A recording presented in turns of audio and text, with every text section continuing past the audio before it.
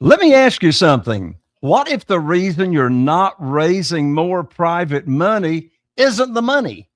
What if it's how you're thinking about deals, how you position opportunities, and how you show up in the marketplace? And what if just one shift in strategy could unlock millions? Well, today you're about to hear from someone who doesn't just think differently, he executes at a level most people never even reach. I've got Emilio DiSpirito with me, and this guy has closed over $750 million in real estate. He's flipped nearly 50 homes, developed multiple projects, and built one of the top luxury real estate brands in Rhode Island. But here's what's really caught my attention about Emilio. He's not just an agent, he's an advisor.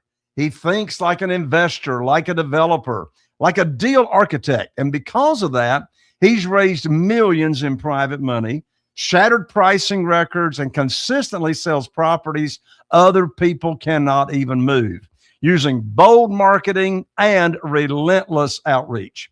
Now, in this episode, we're going to dive deep into how Emilio actually sees opportunities, how he positions deals, and how you can start attracting more capital by thinking and acting at a higher level. So if you're ready to stop chasing money and start attracting money, you're in the right place. You're going to meet my good friend Emilio right after this. If you're a real estate investor and are wondering how to raise and leverage private money to make more profit on every deal, then you're in the right place. On Raising Private Money, we'll speak with new and seasoned investors to dissect their deals and extract the best tips and strategies to help you get the money, because the money comes first. Now here's your host, Jay Connor. Emilio, welcome to the show. Jay, it's great to be here. Thank you. I'm a huge fan. Well, I'm so excited to have you on here, Emilio. You've closed over $750 million in real estate. So here's my question. What are you doing differently than, say, the average investor, advisor, et cetera, that most people completely miss out on? Man, that's a loaded question, Jay, because it takes so much grit to make it in business. And all of it is literally just showing up, constantly learning, self-improving in all areas of life. And most importantly, the network, right? You got to have a network of power players that enable you to operate at a high level. Well, that's a mouthful right there. So one thing that really makes you stand out different, Emilio, is you say that you think like a developer first. You think and you act like an advisor, not an agent. How does that shift alone change the way you find deals and even attract private money? Yeah, well, let's think about it, right? Whenever you're hiring somebody, especially in real estate, to help you buy properties or sell properties, wouldn't it be that much better if that person actually had hands-on experience? If that person could not only guide you from what they read in a textbook, but guided you through experience. They have wisdom, and wisdom really is something that people are willing to pay for. If they can skip a few steps and miss several hurdles by working with somebody who actually specializes in what they want to do, they're only going to fast track their success. And when you're plugged in with an advisor's not transactional. An advisor, I talk my clients out of the wrong deals. I sometimes make them wait for the right deal, so that it's more of that approach. And I want to say this, back in 2020, when the inventory fell, it was such an opportunity, and there was really not much for our advisors here at Engel Völkers, the brokerage I run in Rhode Island. There wasn't much inventory for them to sell. So I said, I got the brilliant idea, Jay, why don't I make the inventory? So I lined up with different private investors, and we can get into that after. And I started buying up properties that needed to be rehabilitated. I went in there, I opened a company that did that, brought the inventory to the marketplace, And those 50 or so transactions actually equated to over 150 real estate deals for my brokerage, for my team. Because every time you list a home, you usually get another listing or a buyer out of that equation. So that really multiplied. But the most important thing, and this will resonate well with your listeners, is that I actually got to learn the process of the inner workings of a home, the mechanicals, the structural, the inner workings of putting private money together at work, leveraging real estate, finding opportunities, maximizing those opportunities. And then I put that grit and I put that work and I put that experience into now purchasing land and building houses now. So when I'm sitting down with developers, I'm sitting down with them understanding what their costs are, where to find private money if they need it, how long these projects take, the in and outs of the project, all the parties involved. I mean, it is quite complex in what we do, Jay. Going back to talking about being an advisor, and you mentioned before we went live on the show, an advisor is really about a long-term relationship. An agent is transactional. Yes, sir. Who would you say is your ideal client that you advise, that you have a long-term relationship with? What do they look like? How do these relationships come about? What's that ideal client? How would you describe your ideal client that you're advising? Yeah, I mean, I'll tell you, my ideal client is somebody who values expertise. My ideal client is somebody who understands that they don't know everything in any given area. And my ideal client and my clients that I choose to work with, that's the other thing about advisors too. We're not thirsty. We're not just taking anybody. Our time is valuable, just like our clients. And when we take on a client, we want to make sure that we have the time and the ability to be able to answer all of their calls, do what we need to do to operate at an optimal level to take care of everything they need, right? Because if we're slow on something or we drop the ball on something, it could cost them millions of dollars. So my ideal client, again, is somebody that wants a relationship, believes in what we say, fully trusts us, almost like it's like a friendship on top of it, okay? As far as what they look like, we have male clients, female clients, people from all over the world. The age range, I would say it's mostly 40 plus, because they've fallen on their face by hiring the wrong professionals, by having bad experiences in the past. And now they're like, you know what? It's more costly to hire the wrong person or to do it yourself than to hire the right advisor. Makes a lot of sense. Well, the name of this podcast is Raising Private Money. So let's talk about private money a little bit. You've raised a lot of private money yourself. So for the person that's listening to this show right now, and let's say they've never raised any private money, they got zero private money connections, what would you say they need to do first to get on their way to raising, say, their first $100,000 in private money? Well, the way I went about it was I had existing relationships being in real estate with other lenders. So the way I went at it was maybe a little easier because of those relationships. But if I had to guide somebody that was brand new that didn't have that type of connections, I would suggest that they link up with somebody who is in the field. They link up with somebody who has experience, who can take them under their wing. And even if you work for free for that developer or for that person or for whatever it is you're raising money on to learn the ins and outs of that, you're building your credibility, you're building your resume, you're building your references. And then when you have that experience, you're then able to have those conversations with people you know, clients you have, co-workers, anybody who may have the capital to put towards your project.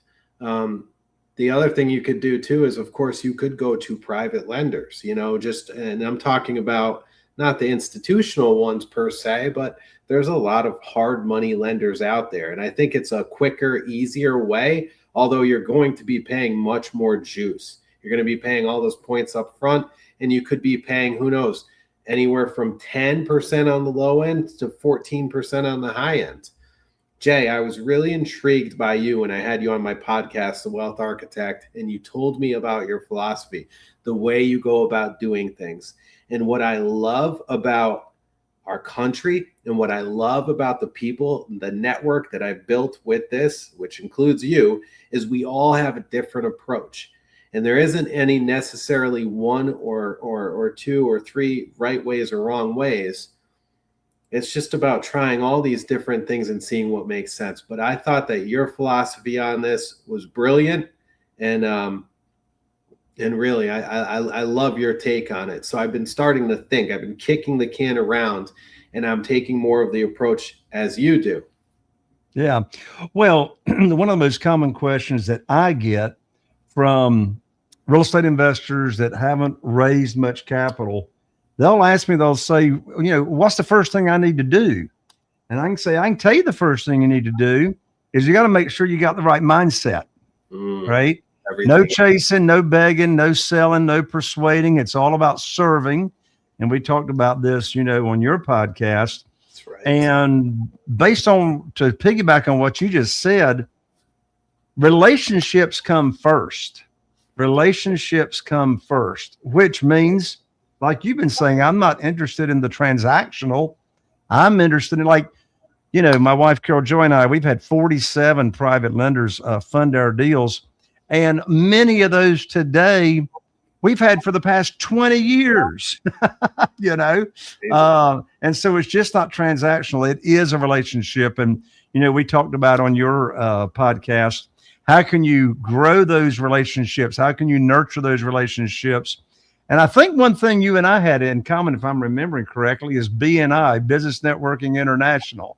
It's huge. If you're not in a BNI, you got to get into one. And we were talking about the people that say, oh, you know what, I just don't have the time for that, or I don't know if that works. And I loved your take on it. And it's funny because you and I are both education coordinators in our BNI chapter. Yes. Yeah. I right off the bat, just as soon as I could, I volunteered to be the education coordinator, which gave me 5 minutes or so at the beginning of every BNI, once a week to, and of course, I think I shared, all I did was I go to Ivan Meisner's books and grab a chapter because it's all about, networking. So when the relationships come first, then, we're not pitching deals. We're not running around chasing money. We're actually attracting the money. What are some other common beliefs that you think real estate investors get wrong or misunderstand? What's another myth surrounding raising private money? Oh, well, I don't want to owe anyone money. Debt is bad, right? Like debt is bad is probably, or owing, somebody private money is bad is probably one of the biggest myths that I've ever seen. People want to wait until they have all the money or all the cash to move forward on a project, but really you're letting go of so much leverage and you're letting go of the time opportunity. When you go in, and even if you're making a small profit to start or even a break even, right? A break even, while it's not ideal, is better than a loss, and you're gaining expertise. You're gaining experience, which is far more profitable than really anything else you could do. And, Jay, after that, the profit is going to come. You're going to make more and more money, but it takes time, and it literally just it takes the risk and it takes going for it. But the thing that debt is bad is like probably one of the worst things. There's certain debt that is bad, like credit card debt, but a private mortgage or a private lender, right? That's not bad. That's leverage. Exactly. And, as you were just talking, I was thinking about other myths that I hear real estate investors have in their mind when it comes to starting to raise capital. And they think they got to find rich people. Now, it depends on the kind of project you're doing. So, if you're doing this huge multi-million-dollar project, then you might need to be talking to a family office, right? Mm-hmm. But if you're doing deals like I've done a ton of single family houses, then I'm not looking for rich people. I'm looking for ordinary people that have what I call lazy money. Mm-hmm. Lazy money. They got money just sitting around that's not working for them. That's why I call it lazy money. It could be in their self-directed, it could be in their retirement funds. And, we talk about leading with being an educator. Not one of my 47 private lenders ever heard of private money or private lending or self-directed IRAs until I educated them on it. And when you do that with people, you immediately position yourself as the expert, someone that knows what they're talking about. And what I love about offering private money opportunities to people that's never heard of it is it allows you to be in the driver's seat instead of, chasing or begging. You're offering an opportunity instead of like applying for money. Does that make sense to you, Emilio? 100%. And the best part about it too is, there's no lengthy bank applications when you're doing private money, right? You're literally using the asset as the collateral. And I think once people learn, your philosophy and learn how you're doing it and see how actually easy it can be to implement, once you do your first one, it just keeps coming after that. Another thing too, lazy money. It's funny you said that because I just had a client. I'm selling several properties for him. And I asked the question, I said, hey, you know what? You're going to have all this money coming in, you're retired, you're living really well. What are you going to do with it? Like, you love being involved in stuff. What are you going to do with it? He said, I hadn't thought about that. So I said, well, would you be interested in investing in some projects? Would you be interested in basically being the lender on some projects? So get you an 8% return on your money? He said, Emilio, absolutely. Now that's probably about $1 million plus that could be coming in. It benefits him because now he's getting guaranteed money back, and he's going to have some fun doing it. We talk every single day, this client and I, and we have a blast doing it. And he wants to be involved and he wants to do something. So those things pop up, Jay, and you just have to, I think you said this too. You have to be ready for the cues, right? For the social cues. What's going on in someone's life? What is going on in their life right now where you can help them with this?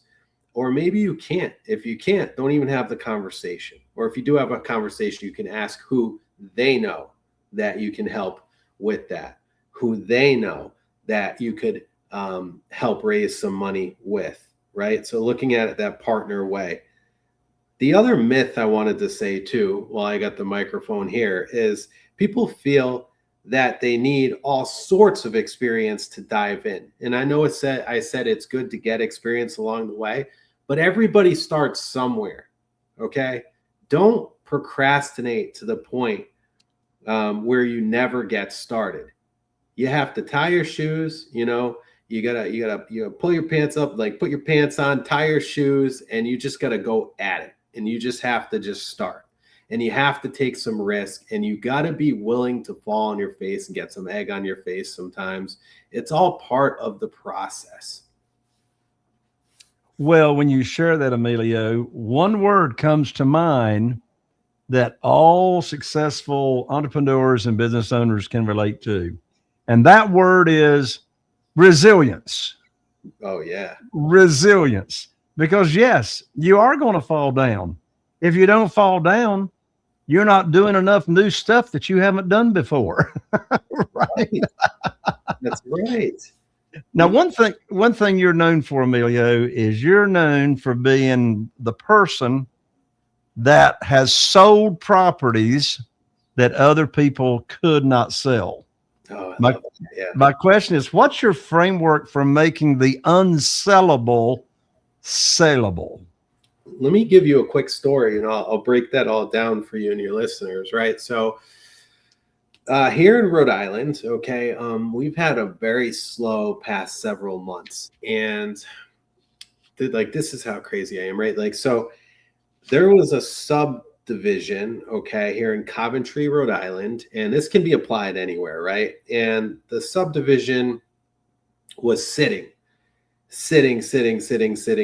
and there were 4 or 5 houses left, and they were sitting for 200 days on market. They were on their second broker.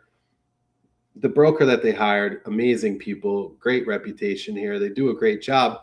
But I'm looking at this and I'm like, wow, like there's a lot that can be done. And I know that this is probably going to expire anytime soon, right? But I didn't go into this. I didn't go into the situation really trying to get these listings. Okay. The developer contacted me after I bought one of these properties that was sitting, and I got about 70,000 in concessions back. So I think that prompted the builder to call me and say, Emilio, right? Like, you negotiated like 70,000 in concessions. I know your track record in the area. My listings are expiring with my current broker. How can I get this subdevelopment sold? And I said, look, it's simple. We have to reposition it. And don't be afraid to reposition things if what you're doing isn't working, right? So I said, listen, we got to reposition it. But before we do that, I need to know 100% that I've got your trust and that you're going to do exactly what I suggest for you to do, and we're going to get these sold. Now, here's what we did. We went in. I toured the properties with him. I got a really good feel for it. I already knew the neighborhood. I bought a house actually in that neighborhood, okay? And I saw all of the missing pieces. But you know what the most important missing piece was, Jay? What's that? They weren't targeting the right buyers. You see, that area, that market, okay, the price range for that market was high. So what we had to do was we had to market outside of that town. We had to get people thinking outside of Coventry, Rhode Island. We had to get them thinking on the county level. And there are very wealthy towns in that county called Kent County. So what we did was we started targeting the buyers that were looking in East Greenwich, looking in West Greenwich, looking for all these wealthy higher end areas. And that was our buyer persona. So we put together a buyer persona aged 45 through 55. They have 1 to 2 children, working professionals, this, that, whatever else. And we target marketed that persona. I staged the properties fully. I paid for all the staging, brought the staging in, cleaned the properties, deep clean, all the construction dust, rebranded the whole subdevelopment, launched it. I sold one of those properties that was sitting for 200 days on market. Guess how many days it took me to sell the first one, Jay? Sounds like less than a week. 1 day. And by the way, I raised the price. I just raised it $150, whatever it was. I made the number nice and round, because when is the last time you went into Louis Vuitton and you bought something on clearance for, $889.9? No, You didn't. $890. Okay. All right. So we did all of that, the psychology, the targeting. We sold the next one 10 days on market. No concessions, by the way. Sold that one over asking, and we got list price on all of them that we sold. I love it. I love it. So what you did is you pivoted, or you advised your client to pivot, go after a different market, right? Yep. So one of my marketing consultants years ago, when business had slowed down, he says, Jay, you got to go fish in a new pond. You got to go fish in a new pond, because the pond you're fishing in, you already caught all them fish. Right. So I love that. I love that. Now go ahead. I can see the smoke coming out of your ears. Well, no, I didn't mean to cut you off, but I got to say, the first open, this works, by the way, the buyer persona, the first open house that we held, the first person that came and said, we weren't even looking in Coventry. And I looked at one of my advisors and I said, look at that. It worked. It legit worked. Our plan worked. They put an offer in, closed. I wanted how did you target those people outside of that immediate area? How did you get the word out to them to where they noticed the message? That's a good question. So the artificial intelligence is really, really wonderful. And here's what's happening. Zillow, Zillow and ChatGPT, okay, they've been working together. So in the comments, in the remarks of the listing, this is how basic this is, but no one's thinking like this. In the remarks of the listing, I put Kent County, okay? So now people that were looking in East Greenwich, because it's part of Kent County, for this type of product now pops up in Chat GPT, now pops up in all of the different type of websites and the search algorithms. So just by doing that, that was one. And the other one, of course, is targeted social media ads and just, portraying a quality product. That makes sense. So the reason I'm asking is I have this particular property, this house. It's in Newbern, North Carolina, and it's on the canal in Newbern, North Carolina, here in East North Carolina. And the thing that I got it priced right, and most of the times my properties just fly off the shelf. Yep. Multiple offers and all this stuff. But this property has got an issue and a problem. So I'm going to put you on the spot, and you can give me some coaching and some advisory right now. I love it. The thing that's been keeping the house from selling is that a few years ago, the house had to be raised up on stilts because it flooded. And so the entrance to the front door, you have to go outside the house, upstairs to the front door. There's no elevator. So I'm thinking maybe I need to think about the price of an elevator to this front door. No. Wow. What's your clientele like? Who's living in the neighborhood? Is it an elderly neighborhood, retirement community? Yeah, more so. They all these houses and lots have slips, for the boats and that kind of thing. So a lot of retirees that enjoy getting out on the water. So with retirees, right? A lot of them, what do? They miss their children. They miss their family. So who's a wealthy retiree that wants their active children to live next to them? That's your target. Those are your buyers. Don't pay for an elevator. Find the active children. Find the people with deep pockets that want to bring their children closer to them. Excellent. Excellent advice. Emilio, you're a man of faith. You are a believer. And what would you say, and I know this is a very broad question, but when it comes to faith, discipline, mindset, how do those actually translate into being more successful, maybe making more money, maybe raising more private money? How do those core values play into your success? Well, first off, I'm a sinner. We're all sinners, right? And just knowing that we fall short every day, and that there's opportunities to improve. And when we ask for forgiveness, we're forgiven is, for me, is such a motivator, right? And the ability to be able to work on self-improving, but not only that, being able to show up my best. And I'm still working on that. Like, I got a little pot belly here. I'm working on getting rid of that. I've been working out more, but I know when I show up my best and I take care of my mental, my physical, my spiritual, all of that, I can then lead. I can then help other people do what they need to do in whatever capacity that is, Jay. So just knowing that, look, if you messed up in life and you did something, I've messed up a lot, man, and when I was younger. If you mess up, but if you correct that and you want to be forgiven and you want to move forward and you want to help people, there's an amazing thing that happens. When you're helping people, more is going to come to you, okay?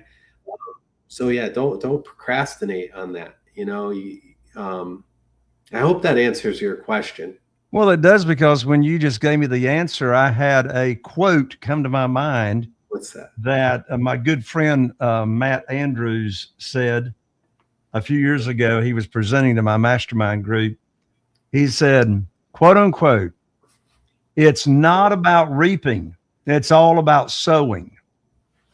It's not about reaping, because when you sow, you're going to reap what you sow.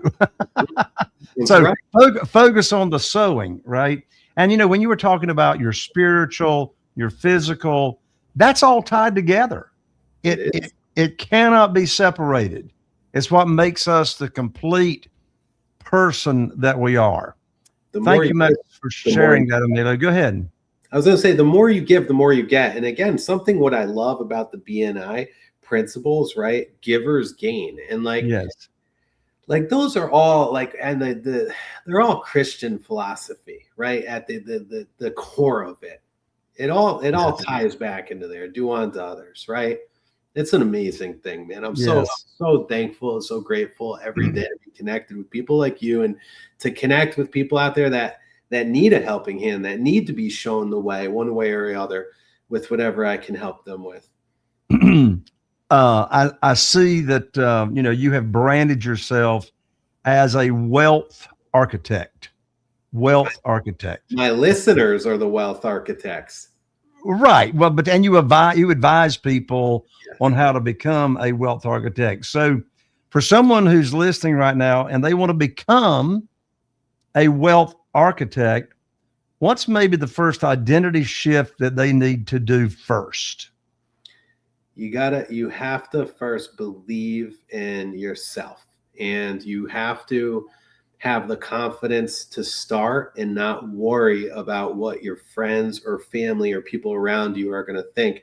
A lot of people come up in this business. A lot of people come up in the real estate industry, and there's so much potential for you to come up in this, but you cannot be pulled down by the thoughts of the people that are not doing it.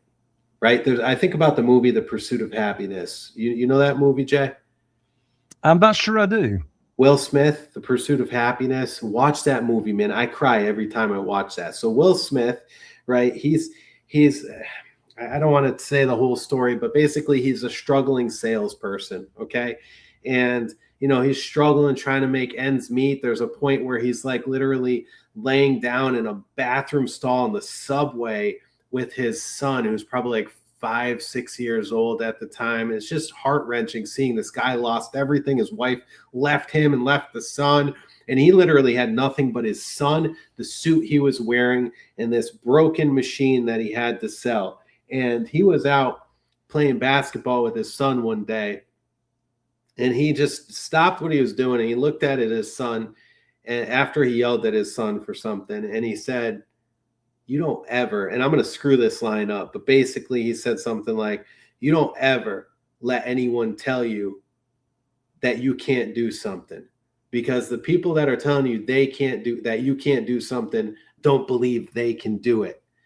And that really resonated with me so much, because growing up in a blue collar family and a lower middle class, I had hardworking parents, but lower middle class family and demographics, it's like crabs in a bucket, and people want to pull you down. Not my family, thank God, but you get advice from people that you love the most that are scared for you jumping into this unknown, this uncertainty.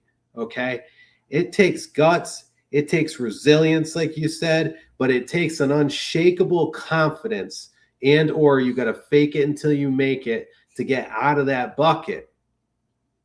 Don't listen, and understand that they love you, but their words are going to hold you back. If you take those into consideration, you are doing something that no one else around you has done before. You're carving a path that no one else around you has done. Look to those that are carving that path. Connect with those that have made it through that path. Connect with those that are on that same or a similar journey, and I promise you are going to go far. Emilio, that is sage advice. Be super, super careful who you listen to. my good friend Tom Kroll, one of the smartest and most loving people I've ever met on the planet.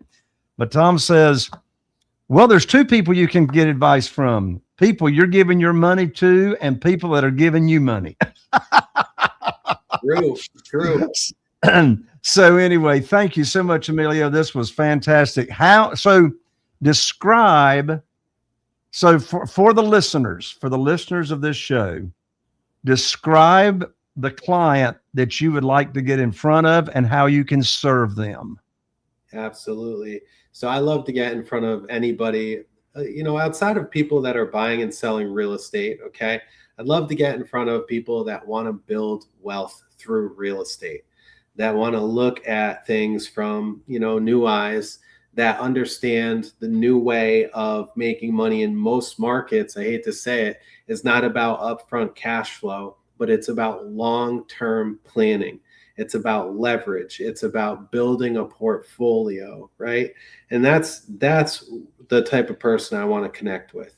And I, by the way, through Engel Völkers, my network, my brokerage, and Realm Global, another amazing network of the top real estate advisors around the world, I can connect you with advisors in nearly any market. I'm talking across about 40 countries, all over the United States. So if you get caught and you need help, or you need somebody that can give you the right advice, tap into your network. My network is your network. And Jay, I appreciate you so much allowing me to come on here and connect with your listeners. I admire you and what you've done, and really find a lot of value in what you do. Thank you so much, Emilio. What's the best way for folks to reach out to you? So I would say this: Instagram is fantastic, at Emilio DIV. That's my personal Instagram. I also have at Wealth Architect Podcast. You can check that out. But my personal one as well is always great, at Emilio DIV on Instagram. And that's at Emilio. And what's the last three letters? D, like DiSpirito, IV, because I'm the fourth. Emilio. Oh, gotcha. Yeah. So at Emilio DIV, right? Yeah, on Instagram. Okay. Awesome. Awesome. All right, Emilio, thank you so much, and God bless you. Jay, God bless you too. Thank you so much. You got it. One of the most common questions I get is, how in the world can you start a conversation, or what's the best way to start a conversation with a potential private lender, an individual in your network? Well, guess what? I got a gift for you simply for listening today. And that is, I want to give you my new private money script. It's called the Curiosity Opener. How do you start a conversation with a potential private lender? Go to www.jayconner.com/scripts, jayconner.com/scripts, and you can download that script right there immediately. Well, before we wrap this up, here's the real takeaway from today's show. If you're listening to this and you're in real estate, you already know most people aren't struggling because they lack deals. They're struggling because they don't have the right thinking. They don't have the right person in their corner like Emilio, the right positioning, the right people in their corner. And what you just heard from Emilio is not theory. It's execution at the highest level. It's how deals actually get structured, funded, and scaled when you stop thinking small. Like Emilio said, believe in yourself. So here's my ask. If this episode hits you, don't keep it to yourself. Forward it to another investor who's stuck trying to figure out private money or finding deals, selling deals. Share it with someone who's sitting on deals but doesn't know how to move them. Emilio can help you himself, his network. Post it, tag us, get it out there. Because the truth is, conversations like this don't just change businesses, they change trajectories.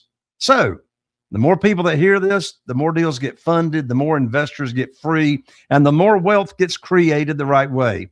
I'm Jay Conner, the Private Money Authority. This is Raising Private Money, and we'll see you right here on the next episode. Are you feeling inspired by the knowledge you gained in this episode? Then head over to jayconner.com/moneyguide. That's jayconner.com/moneyguide, and download your free guide that shares 7 reasons why private money will skyrocket your real estate investing business right now. Again, that's jayconner.com/moneyguide to get your free guide. We'll see you next time on Raising Private Money with Jay Conner.